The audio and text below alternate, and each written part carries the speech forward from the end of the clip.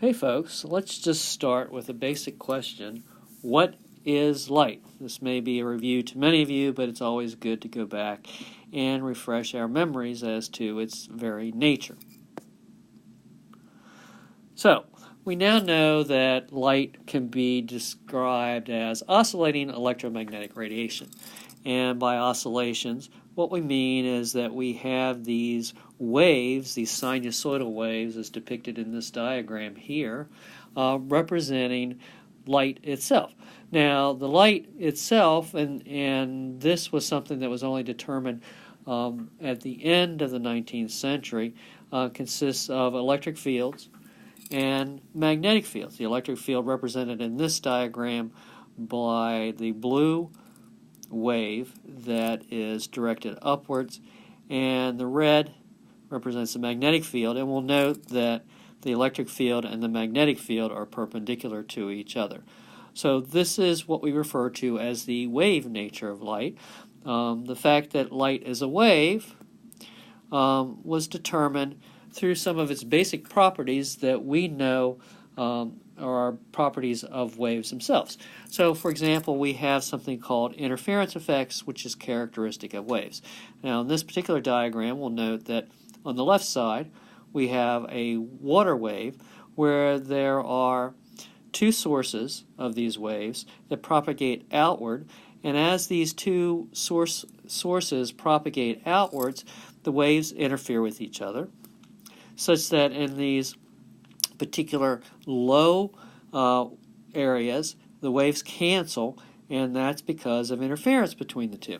So that is something that's characteristic of all waves, characteristic of water waves, sound waves, and we see the same pattern when we look at light in what's referred to here and diagrammed as the double slit experiment, where light waves are passing through these two small holes, and those represent sources, and as the waves propagate beyond the holes, we'll note that we get interference, and we see what's called an interference pattern associated with this. When the waves interfere such that they're in phase, they add together, and we'll see the two waves here, for example, in this little diagram, add together to give a bigger amplitude wave, and that is something that yields in the pattern bright spots in these patterns where they interfere in a way to add to the intensity. And then they can also be out of phase, and when they're out of phase, the waves cancel each other out, and we see these dark patterns. So we see that in light when we pass it through this double slit pattern and generate these patterns which have alternating bright and dark spots. That is characteristic of waves. It's not characteristic of particles because, as you probably would surmise, particles passing through two holes would just form two patterns on the wall where the particles hit the particular wall in this situation. So this alternating pattern of bright, dark is characteristic of all waves, just as we noticed over here with the water wave. When the waves interfered in a positive way, we had a larger amplitude, but in a negative way, they cancel each other out. When they interfere in a positive way, that's called constructive interference when the waves are in phase. When they're out of phase and cancel, that's referred to as destructive interference. So again, this is something we see in all waves and something we see in light. So for that reason, we know that light behaves as a wave. All right, so let's look at a couple of other examples. Here's an illustration which shows the pattern of laser radiation and interference effects. And lasers are something that we'll talk about in a later video. But in this case, we have two different lasers. We have a red laser here. And again, we see this alternating pattern of bright, where we have constructive interference, and dark, where we have destructive interference. So it's bright, dark, bright, dark, bright, dark. So this is a single laser beam passing through a source, a slit kind of situation that generates this pattern of alternating pattern of bright and dark. So there's an interference pattern. In the lower illustration, we actually have a green laser, and this generates a circular, in this particular setup, a circular interference pattern where it's very bright in the middle, and then we see this dark ring outside. Again, that alternating pattern is something that corresponds to interference. So clearly, light behaves as a wave. That's all there is to it. All right, so let's talk about some of the properties of waves. And so here we have this diagram which shows two different waves. We'll first describe the wavelength of a wave. All waves have a wavelength, and that wavelength is just the distance between two crests of a wave. And we also have something, and actually let me point out that the symbol that we're using here is the Greek character lambda that we pretty much universally use to represent the wavelength of a wave.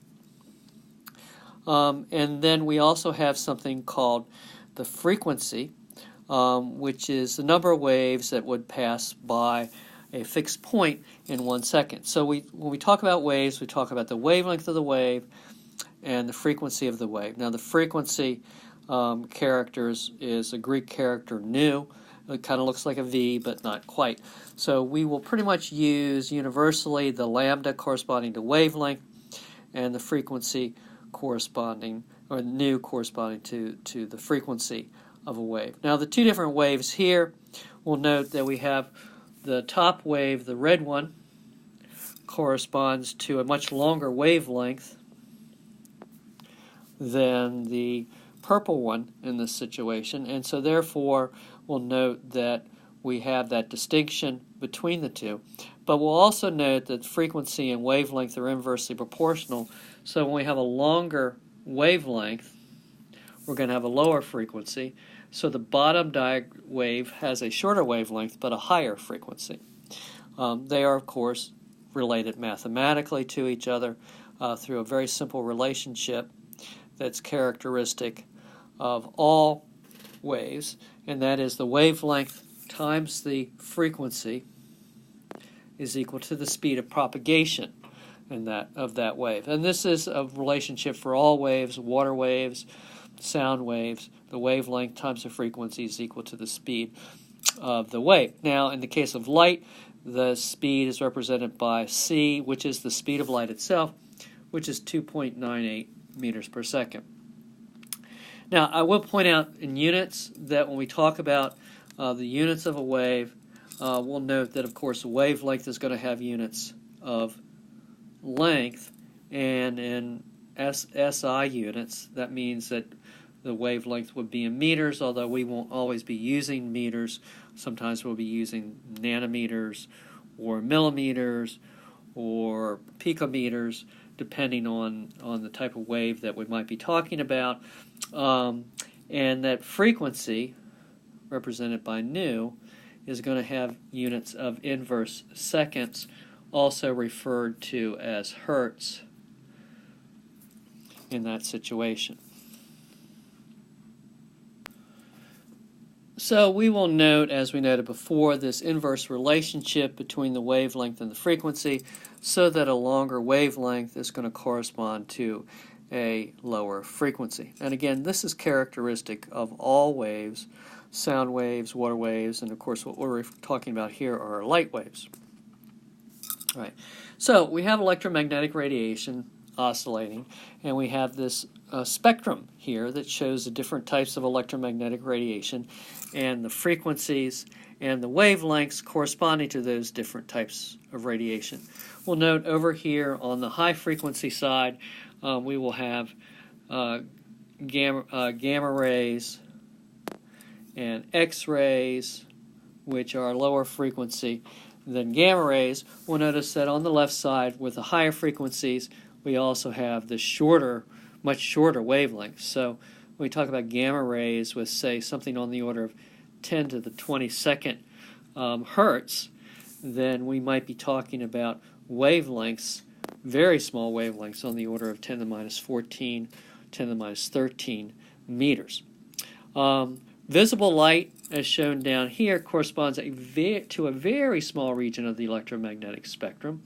On the high frequency side of visible light, we have ultraviolet, and on the low frequency side, we have infrared. The visible light itself is shown here, and the corresponding wavelengths ranging from, in this case, 390 to 750. Usually we say that visible light represents a 400 to 700 nanometer range. And of course, visible light corresponds to that region of the spectrum that our eyes are sensitive to, which, of course, from an evolutionary perspective, is simply due to the fact that our sun has its greatest intensity output in this region of the spectrum. So that corresponds to visible. We'll also note, of course, that different colors correspond to different wavelengths. So on the short wavelength end, we have violet, and on the long wavelength end, we have red corresponding to that. So this is, of course, Roy G. Biv, red, orange, yellow, blue, indigo, violet, corresponding to the electromagnetic spectrum. So again, remembering 400 to 700 nanometers roughly for the visible region of the spectrum, and of course you'll also note that that's a very, very tiny region of the entire spectrum, which ranges from gamma rays all the way down here to radio waves. Radio waves corresponding to low frequency, very high wavelength. So we might be talking about 1,000 or 10,000 meters corresponding to the wavelength of these electromagnetic waves. So again, light behaves as a wave. We have interference effects, light has a wavelength, light has a frequency. Yay! But is that all there is to it? Well, it turns out around the beginning of the 20th century there were some experiments and some observational phenomena that made physicists begin to question the nature of the wave itself. Now, we're not going to talk in detail about these phenomena in this video, but just to lay out some of the specifics, we have something called black body radiation, which is basically the color that an object glows as you heat it. And the only explanation for that that was developed by Max Planck and presented in 1900 seemed to indicate that the energy output of radiation was dependent on the frequency of the electromagnetic radiation of the wave, which is not a property of waves. The energy of a sound wave or a water wave is related to its amplitude, not its frequency. So that was very unusual.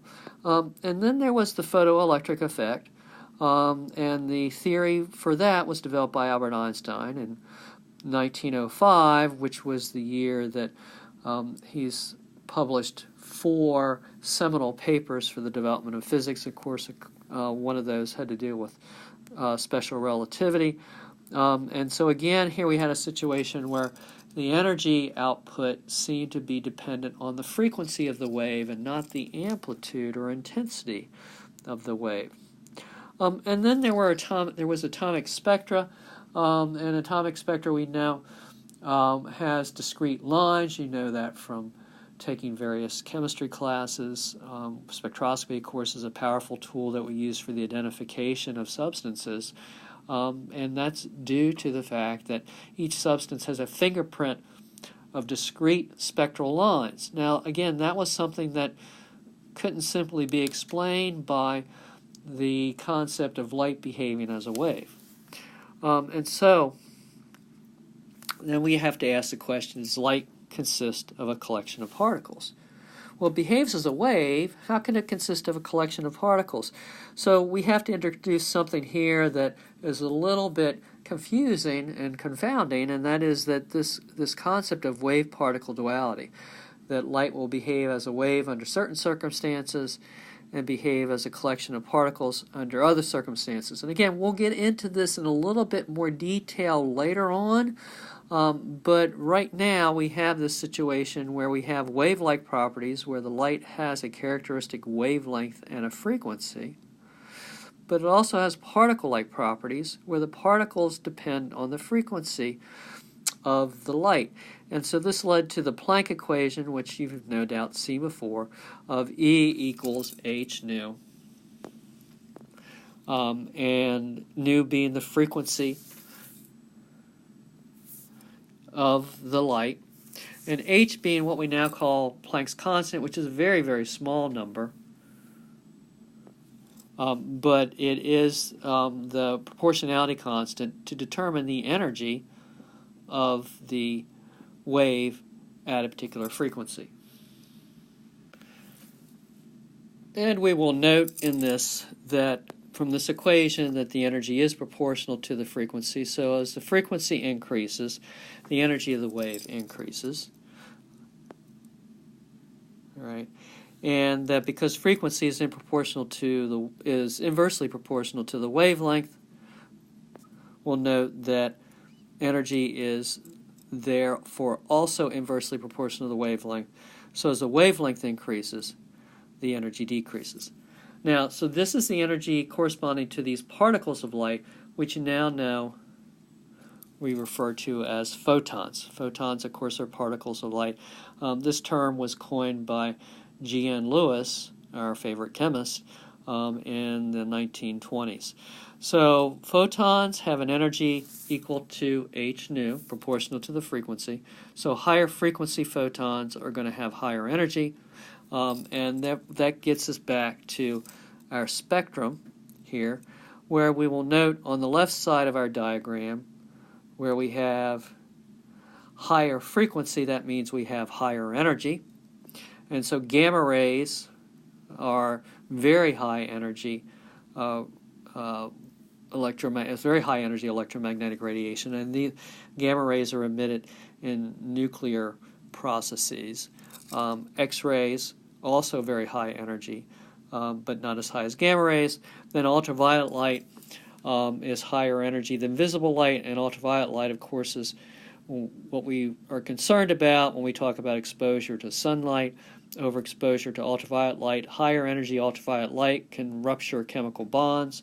Lower energy ultraviolet light causes electronic transitions, and these can damage the DNA, and of course overexposure to sunlight can lead to cancer, and that's because of these ultraviolet photons being higher in energy. And of course that's also a concern we have about the depletion of the ozone layer and the atmosphere and the stratosphere.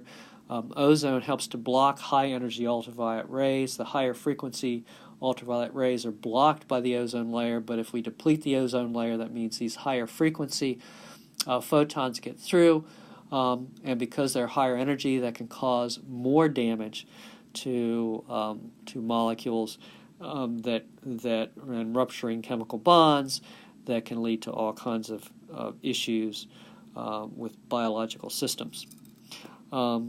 So this ends our basic discussion of light. What is it? Is it a wave? Is it a particle? A collection of particles? Well, it depends on what we're observing. Sometimes it will behave as a wave. Sometimes it behaves as a collection of particles. And we will certainly need to keep both of those in mind as we move forward and talk about chemical systems. Thank you very much.